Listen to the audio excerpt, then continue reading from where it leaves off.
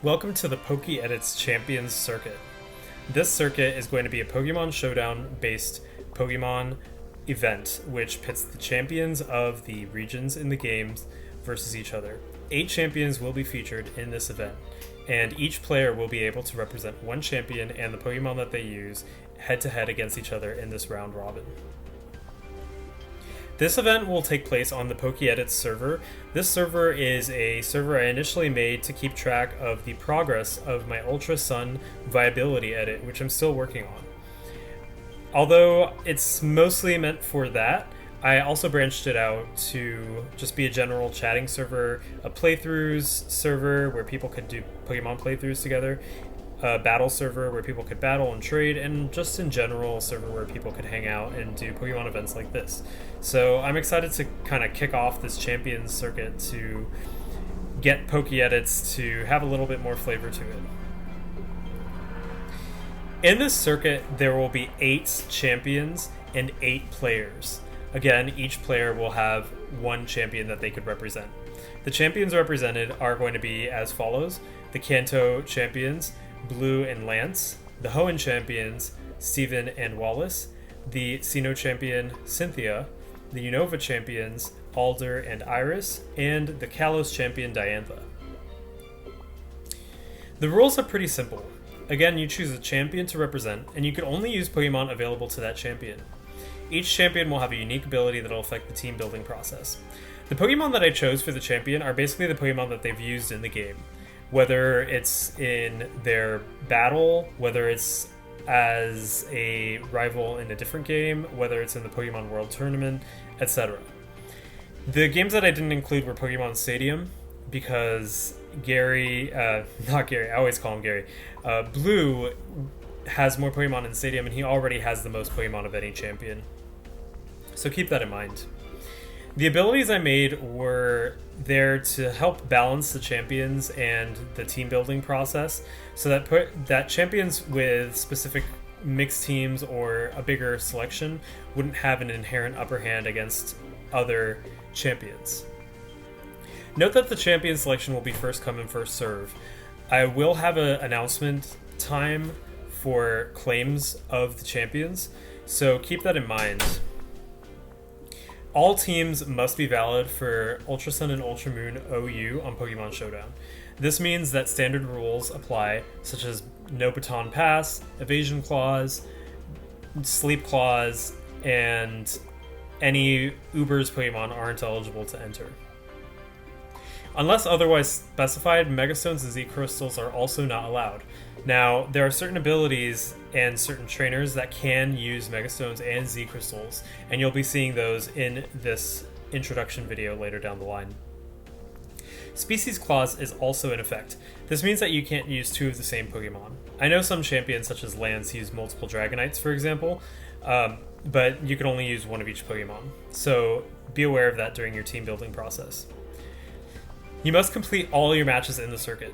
Forfeiture is not allowed, but if you have an emergency, obviously, let me know. This is just here to make sure that people get to play against every champion and that there's consistency. I know that things come up, so try to make sure that you have a good solid 8 weeks to complete this event and that you'll be able to do this process. Also note that regardless of results, you should keep going on, even if it seems tough, out of courtesy for other players. Again, if an emergency arises, that's a different story. So there will be 8 teams, since there's 8 champions / 8 players, and the matches will be performed weekly. This is going to be a round robin style, so everybody will be facing everybody else. The winner will be the champion who has the most wins in their record. But if there's a tiebreaker match will be used to determine the victor. The use of champion abilities should be done at the beginning of the week for maximum efficiency.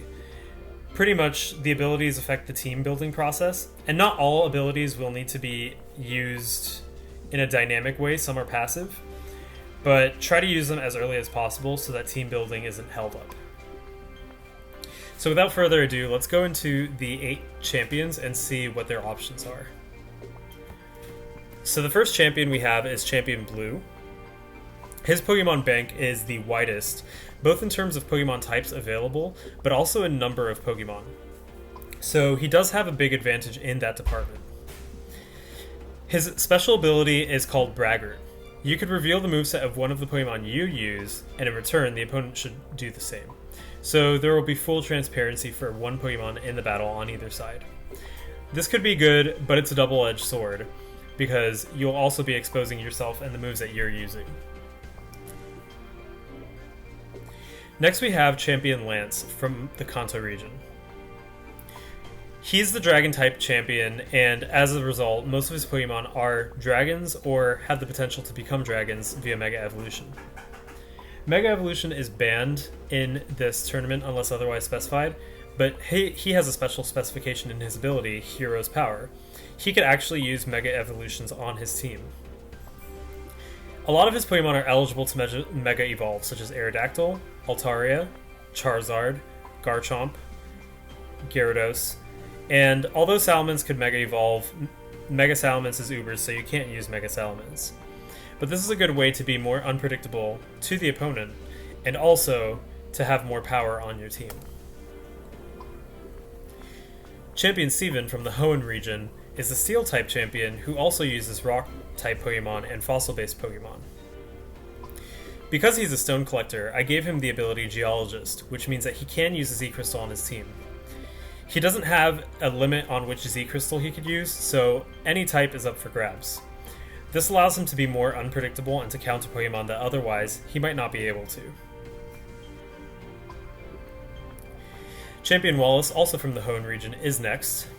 He's the Water-type champion, and as such, his Pokemon bank has Water-type Pokemon, both from his Pokemon League champion battle and from his gym battle. To protect his Water-type Pokemon, I gave him Aquatic Veil. The opponent may not use status moves that inflict a non-volatile status. Remember that non-volatile status are statuses that don't change when you switch. So for example, Poison, Paralysis, Burn, and Freeze and Sleep. So therefore, the opponent can't use moves like Thunder Wave or Will-O-Wisp. Volatile status moves can be used, so moves like Leech Seed or Confuse Ray that inflict a status that leaves once you switch out are fine. Note that also, moves that inflict damage are good to go. So if you use Flamethrower and that inflicts a burn, that's okay too. You just can't use Will-O-Wisp against him. Next we have Champion Cynthia. Cynthia has a varied type team, and as such she has access to different types. She doesn't have as big as a selection as Blue does, but she has an interesting ability that allows her to prepare better for her battles. This ability is Celestic Distortion. You can ban the opponent from using one move of your choice.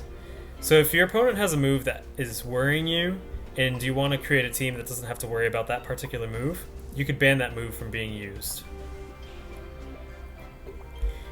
Alder is the next champion, who also has 10 varied Pokemon, just like Cynthia. In the game, he's a traveler, and he likes to go around the region a lot, so his ability, Navigator, reflects that. It also covers his weakness to common entry hazards, specifically Stealth Rock. Navigator does not allow the opponent to use moves that set up entry hazards. This allows him to safely switch in Pokemon that may otherwise be greatly hurt by entry hazards, without having to worry. Next we have Champion Iris, who's also from the Unova region. She's another dragon trainer, like Lance, but her selection is a little bit more limited than his. To cover Dragon's weakness of Fairy, which actually didn't exist when she was the champion in Black and White and Black and White 2, she has the ability Draconic Ancestry. The opponent may not use any Fairy-type moves, and this includes moves affected by Pixelate. This protects her Dragon types from one of their weaknesses, leaving only Dragon and Ice as the weaknesses that she has to worry about.